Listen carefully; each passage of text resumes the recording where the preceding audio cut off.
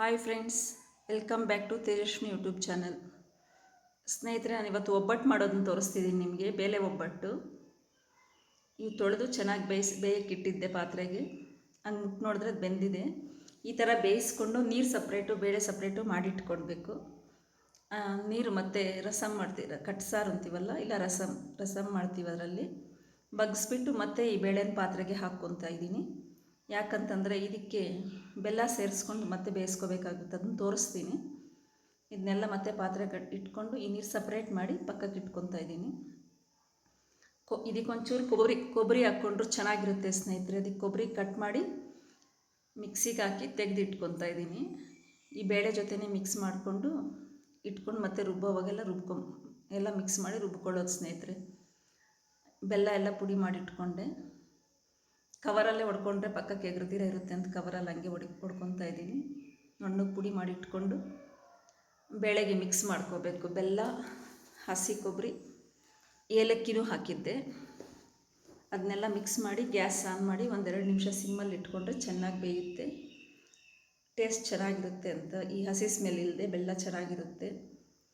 ಅದನ್ನೆಲ್ಲ ಮಿಕ್ಸ್ ಮಾಡಿಕೊಂಡು ಹೊರಳಲ್ಲಿ ಹಾಕ್ಕೊಂಡು ರುಬ್ಕೊತಾ ಇದ್ದೀನಿ. ಮಿಕ್ಸಿಗೂ ಹಾಕ್ಕೋಬೋದು. ಹೊರಳಲ್ಲಾದರೆ ಚೆನ್ನಾಗಿ ಮೆತ್ತಗಾಗುತ್ತೆ, ಟೇಸ್ಟ್ ಚೆನ್ನಾಗಿರುತ್ತೆ. ಅದಕ್ಕೆ ಹೊರಳಲ್ಲಿ ಹಾಕಿ ಎಲ್ಲ ರುಬ್ಬಿಟ್ಕೊಂಡು ತೆಗೆದು ಒಂದ್ರಲ್ಲಿ ಹಾಕ್ಕೊಂಡು ಇಟ್ಕೋಬೇಕು. ಇದನ್ನೆಲ್ಲ ಮತ್ತೆ ಒಂದೇ ಸೈಜ್ ಬರಬೇಕು ಒಬ್ಬಟ್ಟು ಅಂತ ಉಂಡೆಗಳು ಮಾಡಿ ಪಕ್ಕಕ್ಕೆ ಇಟ್ಕೊತಾ ಇದ್ದೀನಿ. ಅವಾಗ ಉಂಡೆ ಮಾಡಿಕೊಂಡ್ರೆ ಒಂದೊಂದು ಸೈಜ್ ಒಂದೊಂದಾಗುತ್ತೆ ಅಂತ. ಅದಕ್ಕೆ ಇದು ಮೈದಾ ಹಿಟ್ಟನ್ನು ತಗೊಂಡು ನೀರು ಹಾಕಿ ಮಿಕ್ಸ್ ಮಾಡಿಕೊಂಡು ಸ್ವಲ್ಪ ಆಯಿಲ್ ಹಾಕಿ ನೀಟಾಗಿ ಮಿಕ್ಸ್ ಮಾಡ್ಕೋಬೇಕೆಲ್ಲ. ಉಂಡೆ ಇಲ್ದಿರ ತುಂಬ ಮೆತ್ತಗೆ ಸಾಫ್ಟಾಗಿ ಮಾಡ್ಕೋಬೇಕು. ಅದನ್ನು ಎಲ್ಲ ಕಲಸಿಟ್ಕೊಂಡು ಒಂದು 10 ನಿಮಿಷ ನೆನೆಯೋಕ್ಕೆ ಬಿಟ್ಟಿದ್ದೆ ನಾನು.